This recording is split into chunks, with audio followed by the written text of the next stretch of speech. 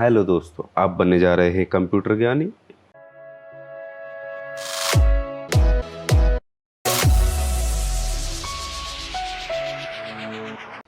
तो आज से हम पीएचपी की एक नई सीरीज़ शुरू करने जा रहे हैं, जिसमें हम पहली क्लास से शुरू करेंगे और आपको बताएंगे पीएचपी के बारे में कि पीएचपी क्या है। आपको इस सीरीज़ में पीएचपी के बारे में सारी जानकारी मिलेगी, जिसमें कि होगा पीएचपी का बेसिक के साथ साथ पीएचपी में होता है ऊप्स, जिसे ऑब्जेक्ट ओरिएंटेड प्रोग्रामिंग कहते हैं, उसकी भी जानकारी मिलेगी। और साथ ही साथ पीएचपी से रिलेटेड जितनी भी जानकारी होगी, पीएचपी के फ्रेमवर्क्स हैं और सीएमएस है, हम सब के बारे में इस सीरीज़ में चर्चा करेंगे और उसके साथ साथ हम प्रोजेक्ट भी बनाएंगे। तो चलिए हम बात करते हैं पीएचपी के शुरुआत के बारे में कि पीएचपी क्या है। पीएचपी एक open source server side scripting language है। ये आप स्क्रीन पर देख ही रहे होंगे, ये लिखा हुआ है, जिसका प्रयोग किसी भी वेबसाइट की बैकएंड प्रोग्रामिंग के लिए किया जाता है और इसका पूरा नाम हाइपरटेक्स्ट प्री प्रोसेसर है। अब ये हमने 3 तरह की बातें की, जिसमें कहा कि पीएचपी एक open source server side scripting language है। ये हमारी पहली चर्चा का विषय है। तो open source server side scripting language का मतलब ये है, सबसे पहले इसको ब्रेक करते हैं। ओपन सोर्स का मतलब है कि ये एक फ्री प्रोग्रामिंग लैंग्वेज है, हम इसको फ्री में यूज़ कर सकते हैं। इसके लिए हमें किसी को कोई पैसा पे करने की ज़रूरत नहीं है। और अब दूसरे पार्ट पर आते हैं, सर्वर साइड स्क्रिप्टिंग लैंग्वेज क्या है। सर्वर साइड लैंग्वेज वो लैंग्वेज होती हैं जो कि हमारे फ्रंट एंड को, हमें जो जीयूआई दिखाई दे रहा है, जो ग्राफिक इंटरफेस हमें दिखाई दे रहा है, उसका कनेक्शन बैकएंड से या हमारे डेटाबेस से करवाने के लिए जिस भी प्रोग्रामिंग लैंग्वेज का हम प्रयोग करते हैं, उसे सर्वर साइड स्क्रिप्टिंग लैंग्वेज कहते हैं। इसमें हम उदाहरण के तौर पर, एग्जांपल के तौर पर, जैसे PHP server side scripting language है, दूसरी डॉट नेट, जो कि हमारी ये भी सर्वर साइड स्क्रिप्टिंग लैंग्वेज है, और तीसरा हम एक एग्जांपल ले सकते हैं जावा का। जावा भी एक अपने आप में सर्वर साइड स्क्रिप्टिंग लैंग्वेज है। अभी ट्रेंडिंग में एक प्रोग्रामिंग लैंग्वेज चल रही है पाइथन, ये भी सर्वर साइड स्क्रिप्टिंग लैंग्वेज का ही एक एग्जांपल है। ये जो प्रोग्रामिंग लैंग्वेजेस हैं, ये क्या करती हैं, ये डेटाबेस का जो कनेक्शन है हमारे फ्रंट एंड के साथ कराती हैं।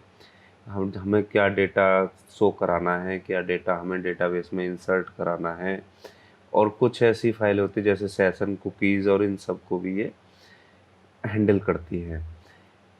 अब सर्वर साइड स्क्रिप्टिंग लैंग्वेज ये होती है, तो दूसरी कौन सी होती है? दूसरी क्लाइंट साइड स्क्रिप्टिंग लैंग्वेज होती है, जो जिसका एक एग्जांपल है जावास्क्रिप्ट।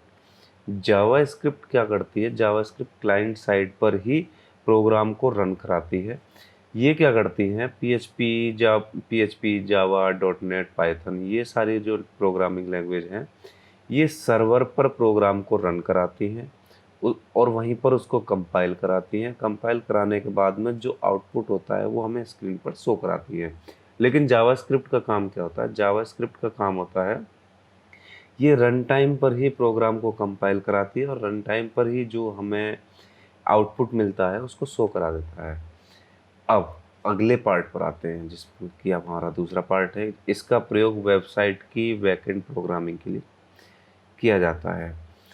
सबसे पहली बात, पीएचपी सिर्फ वेब प्रोजेक्ट के लिए ही प्रयोग की जाती है। वेब प्रोजेक्ट, जैसे कि हम कोई भी वेबसाइट बनाते हैं तो उसके प्रोजेक्ट्स के लिए पीएचपी का यूज़ करते हैं। और ये बैकएंड प्रोग्रामिंग तो है ही, क्योंकि ये सर्वर साइड स्क्रिप्टिंग लैंग्वेज है। और इसकी जो फुल फॉर्म है वो हाइपर टेक्स्ट प्री प्रोसेसर है। आप कह रहे होंगे हाइपर टेक्स्ट प्री प्रोसेसर कैसे? पीएचपी तो पी से शुरू होती है, आपने एच से शुरू कर दिया।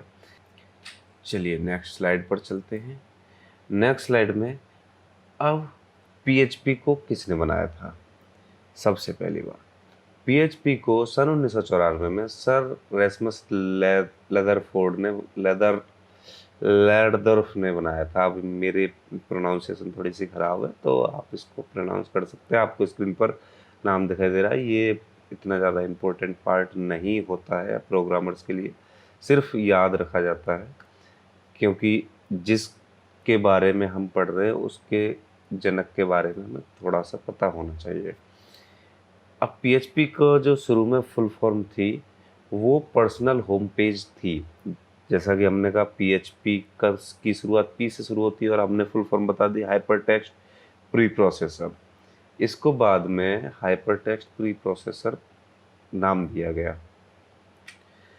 तो ये वही चीज़ें हमने पीएचपी ही क्यों यूज़ करनी चाहिए। हाँ, वैसे ये इम्पोर्टेंट पार्ट है, पीएचपी क्यों यूज़ करनी चाहिए। पीएचपी, सबसे पहली बात, पीएचपी फ्री है, ओपन सोर्स है, ये हमने पहले बता ही दिया आपको। पीएचपी को यूज़ करने के लिए कितना भी बड़े से बड़ा प्रोजेक्ट आप यूज़ कर लीजिए, पीएचपी के लिए आपको कोई भी किसी को पैसा पे करने की ज़रूरत नहीं है। इसका सेटअप आसानी से इंटरनेट पर मिल जाता है। दूसरी बात, पीएचपी को सीखना बहुत ही आसान है। पीएचपी बहुत कठिन लैंग्वेज नहीं है। यदि आप इसको तरीके से मन लगाकर सीखते हैं तो इसको सीखने में ज़्यादा टाइम नहीं लगता है, और ये और लैंग्वेजेस की अपेक्षा ये बहुत आसान है। और आसान होने का कारण ये है कि इसमें सिर्फ आप वेब प्रोजेक्ट ही बना सकते हैं, आप स्टैंड लोन सॉफ्टवेयर्स नहीं बना सकते हैं। सिर्फ वेब पर ही काम होता है, इसलिए सीखने में ये बहुत ही आसान प्रोग्रामिंग लैंग्वेज है। इसमें आपको, यदि आपको सीखने में थोड़ी सी प्रॉब्लम होती है कि हम पीएचपी की कोडिंग करने में थोड़े से अपने आप को आलसी फील कर जाते हैं, तो इसके लिए पीएचपी में बहुत अच्छे अच्छे सीएमएस भी आते हैं। जैसे कि सबसे पॉपुलर सीएमएस पीएचपी का है वर्डप्रेस, और जो कि दुनिया में सबसे ज़्यादा यूज होने वाला सीएमएस है। इसके बराबर यूज होने वाला कोई भी सीएमएस नहीं है। तो आप वर्डप्रेस पर भी ड्रैग एंड ड्रॉप करके अपनी सिंपल सी वेबसाइट इंटरेस्ट पैदा करने के लिए, पीएचपी में इंटरेस्ट पैदा करने के लिए आप बना सकते हैं। और यदि आप कोडिंग सीख लेते हैं, उसके बाद में आप अपने आप को एडवांस लेवल पर जाने के लिए पीएचपी में बहुत अच्छे अच्छे बढ़िया बढ़िया फ्रेमवर्क्स हैं। उन फ्रेमवर्क को सीखकर आप अपनी प्रोग्रामिंग स्किल को और इम्प्रूव कर सकते हैं। तो ये तो थी हमारी पीएचपी की सबसे इनिशियल जानकारी, जिसमें हमने पीएचपी का इंट्रोडक्शन आपको बताया। यदि आपको हमारी वीडियो अच्छी लगी हो तो हमारी वीडियो को ज़्यादा से ज़्यादा लोगों को शेयर कीजिए।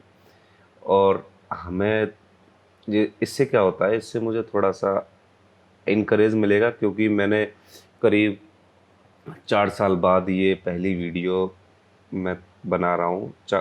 इससे पहले हमारे चैनल पर एक सीरीज़ चल रही थी एचटीएमएल का ज्ञान के नाम से। अब ये नई सीरीज़ शुरू होगी पीएचपी के ज्ञान के नाम से। एचटीएमएल का ज्ञान जो सीरीज़ थी वो भी अभी इनकम्प्लीट है, और तो उसके लिए भी हम नई नई वीडियो लाते रहेंगे। और ये पीएचपी की नई सीरीज़ शुरू हुई है, इसको भी हम आगे बढ़ाएंगे, आगे कंटिन्यू करेंगे। तो आप हमारे वीडियोस को ज़्यादा से ज़्यादा शेयर कीजिए। और यदि आप चैनल पर नए हैं तो आपको पीएचपी से रिलेटेड बहुत ही अच्छा अच्छा कंटेंट मिलने वाला है, तो हमारे चैनल को सब्सक्राइब कर लीजिए, और साथ ही साथ बेल आइकन को भी प्रेस कर लीजिए, जिससे कि आपको हमारी वीडियोस का नोटिफिकेशन जल्दी मिल जाएगा, तो आप हमारी वीडियो सबसे पहले देख लेंगे।